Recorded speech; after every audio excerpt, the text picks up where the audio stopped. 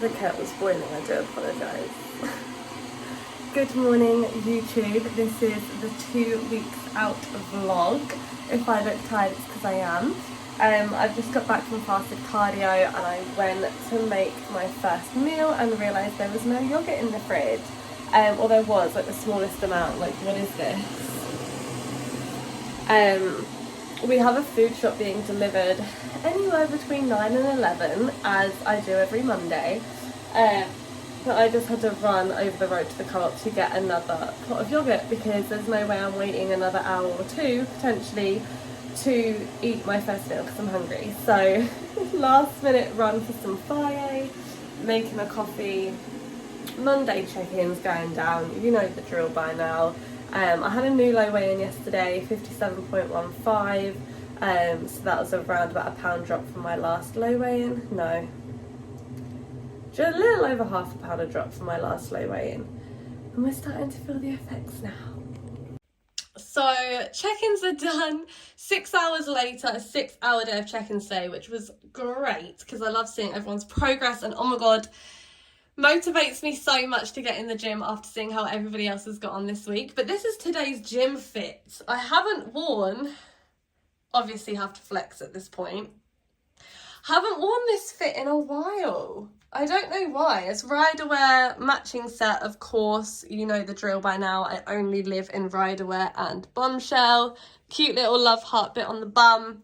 It is leg day. I'm going to have to move. I'm having 2 meals in one. Can't even speak right now. I'm hungry. Haven't eaten since 9:30 this morning. It's now 3 p.m. So I'm going to have to put 2 meals in one as my pre-workout meal just so I can get through this leg day. And yeah, I'm just going to take my final meal of the day, which is my chicken fajita wrap. Add that into my pre-workout meal as well, and then my post-workout meal of my rice and chicken will be my last meal of the day, which I'll probably have by now about 5:30, 6 p.m. by the time I'm done. So that's quite nice. Sometimes when that happens on prep and you have to combine meals, you feel like you're eating a lot. So that's quite nice. But yeah, I'm starving right now. Abs be popping. I've also got an ab vein coming. Oh my god, you can actually kind of see it. Can you see that? Ah! I don't want to move out of the light because you won't be able to see it then. But there is an ab vein. That means we're nearly ready. But yeah, that's also a really, I'm not going to say it. No, I'll say it. That's also a really weird vein that actually when I get leaner, it goes all the way down. It looks really odd when it gets a little bit lower. But let's go and eat the pre-workout meal. 2 meals in one. Hopefully I'll feel satisfied. And then it's leg day. So pre-workout meal number 1, 2 crumpets, 1 egg, 2 bacon medallions, and then we got some tomatoes and cucumber. So regular pre-workout meal, this is obviously the first one. I'm going to add the other chicken wrap in afterwards, and 3 rice cakes. So quite a lot in one go. Also how to spot a girl on prep from a mile off. Tomatoes taste sugary to me. Like, I'm starting to get a real addiction to tomatoes. Because they taste really sugary and really sweet.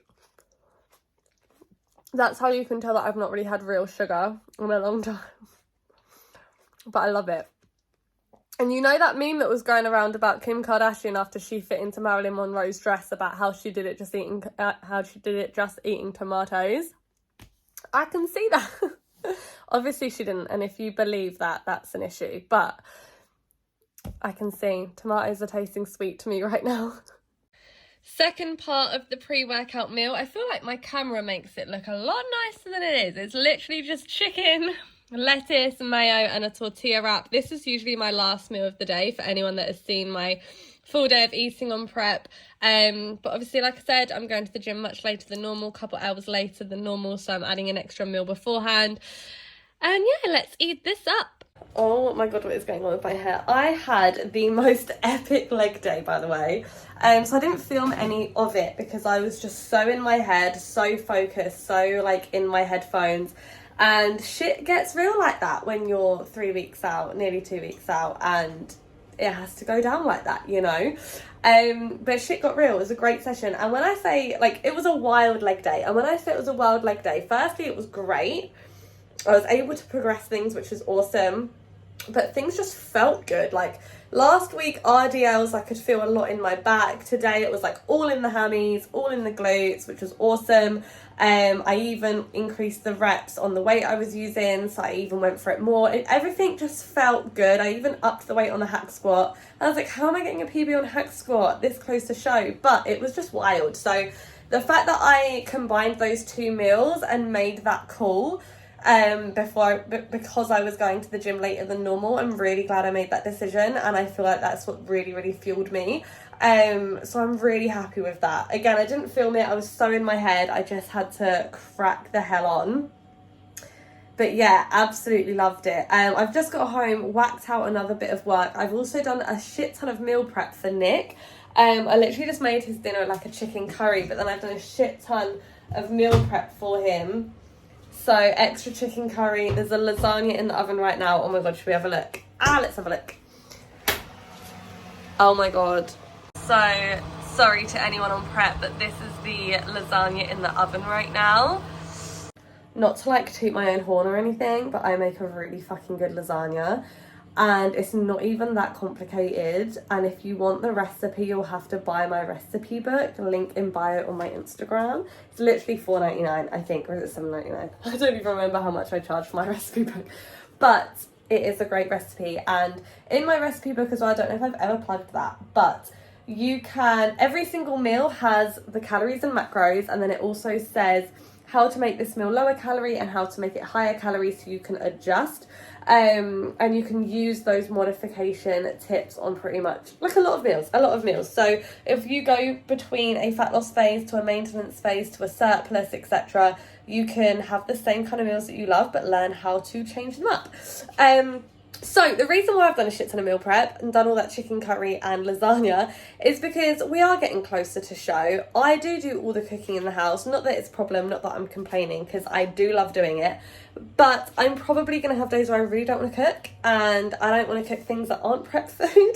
So I'm doing a shit ton of kind of bulk cooking for him. He still has spaghetti bolognese in the freezer. Now he's going to have extra chicken curry and lasagna in the freezer, and just hopefully have like 5 or so meals locked away in the freezer at any given time, so that when I'm tired and I don't want to cook, he's got them there. That's kind of like our little deal. I do all the cooking. But yeah, that's a tip for anyone. Even, you know, if you're in a fat loss phase and you know you're going to be tired at some points, or you know you're going to be busy, meal prep in advance, put them away. It just makes the next few weeks go a lot smoother in case I have days where I'm like not feeling it. So yeah, always prepare in advance. I am going to have a sit down chat in this video at some point and chat a little bit about this prep compared to previous preps, because obviously I did say in my last video that it's been a lot smoother, and I really want to compare preps and just like talk through that and like the do's and the don'ts, the things that have gone well, the things that I've learnt from, because I feel like that will be interesting. So I'll probably do that tomorrow, because I'm about to finish work, serve up dinner and go to bed. But yeah, let's do that tomorrow. And I also have a check-in tomorrow, so I'll record that.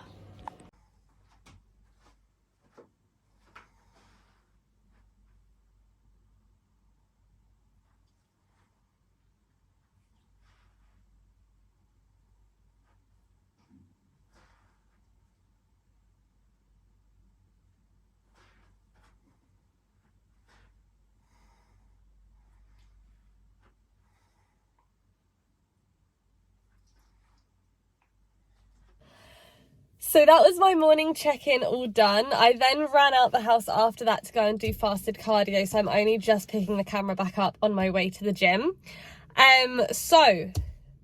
Did I record a check-in previously? That was today's check-in. So obviously we had a new low weigh-in earlier on in this video. Obviously I do record over a few days, so over these last few days my weight has fluctuated around the low 57s. Waist and glute measurements have stayed the same for a little while now, about 10 days to 2 weeks or so. And I am making a change as of today. So I did say in the last video, I'm cruising into this first show. I'm not trying to peak for this first show. Regardless of if I make changes, that is all still true. But things have slowed down and stalled, I guess you could say, for a little while. And I am going to make a small change to push on a little bit. This is not me making drastic changes to try and peak for the first show. This is just me still going on that trajectory in order to peak for the show I want to peak for. Does that make sense? So as much as I'm not trying to peak for the first one, I'm still thinking about the final show that I do want to peak for, and everything wants to go smoothly in that direction. I'm literally only £3 above stage weight from last year, which isn't a lot at all. I'll go into it in the end of this segment because I do want to talk a little bit about comparing preps. So I will go into that, but I am only £3 above my last stage weight, which is mad to me considering what I'm doing calorie wise, cardio, steps.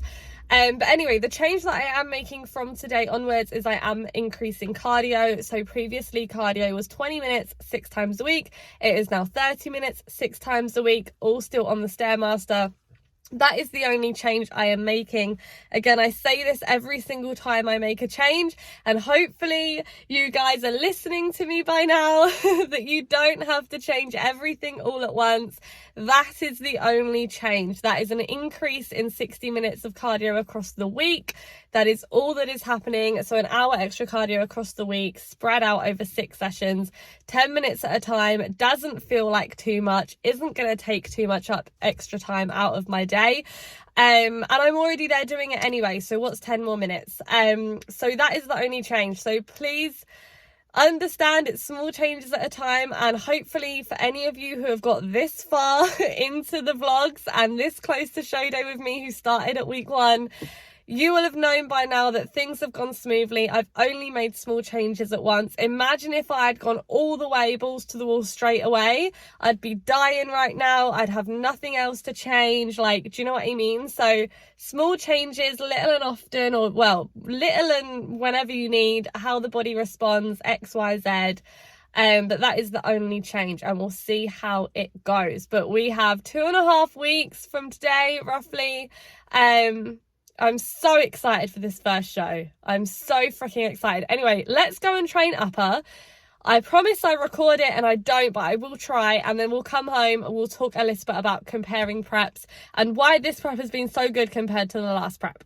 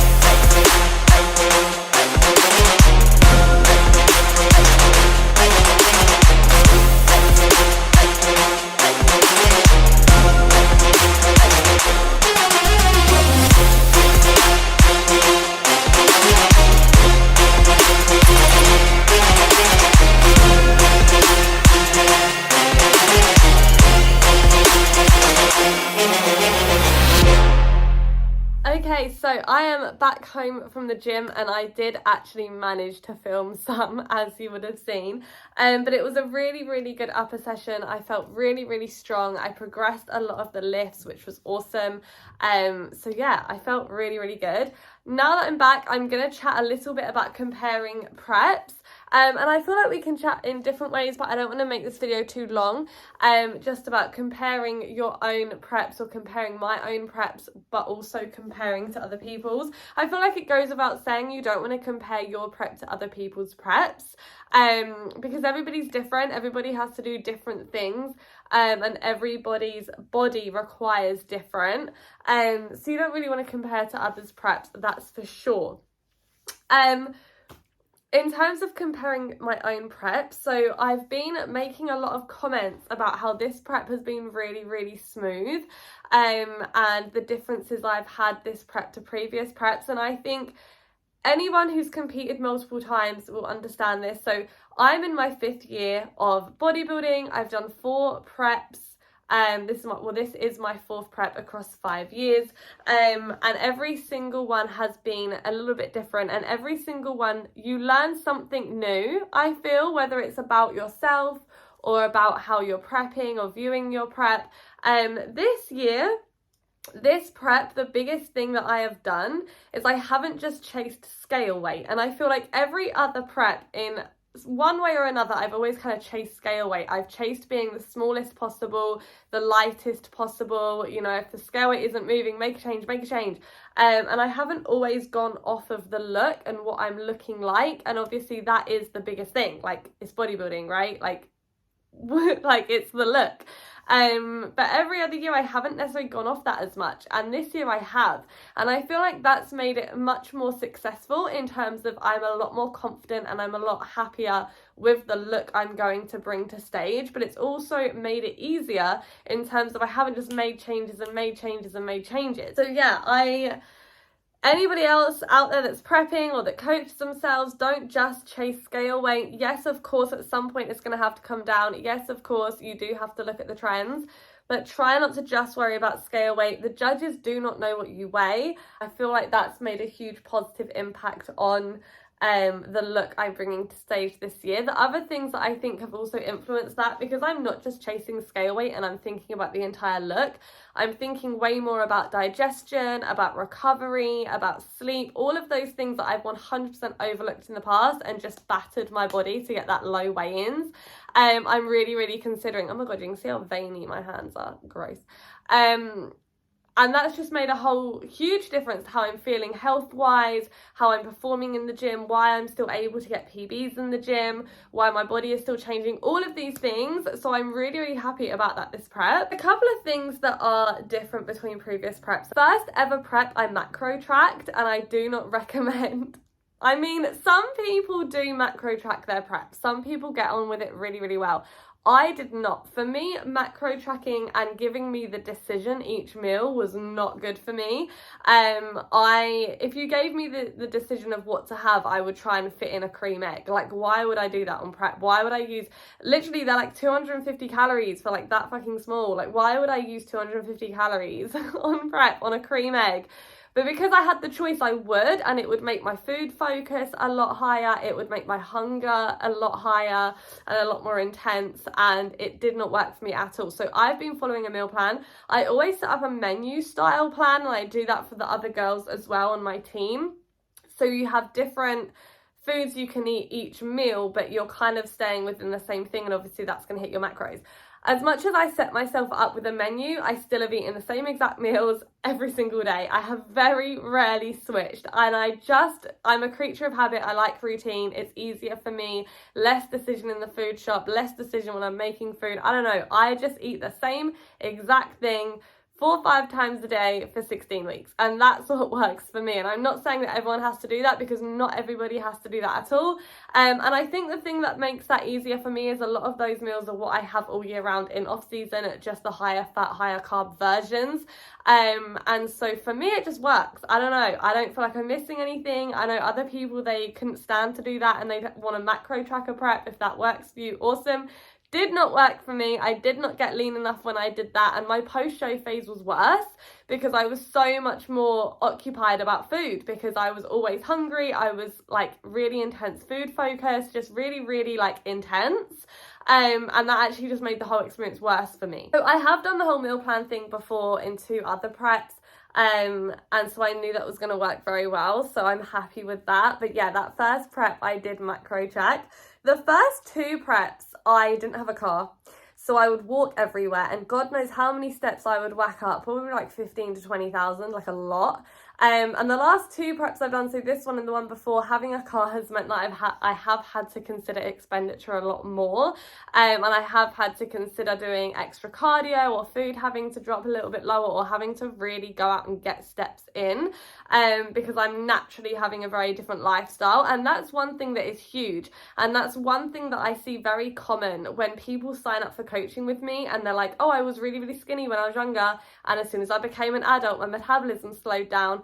It didn't slow down. What probably happened was you got your driving license, you started driving everywhere, you stopped running around the playground, you started working an office job, and the amount you were moving just completely decreased, and that's why you've gained weight, right? So that is one thing that I've had to really consider this prep is I do drive, and I have driven for the last prep, but yeah, it does make a difference into your overall expenditure. But yeah, to round up without being too boring, this prep has 100% been the most easiest, the most smooth prep I've ever done.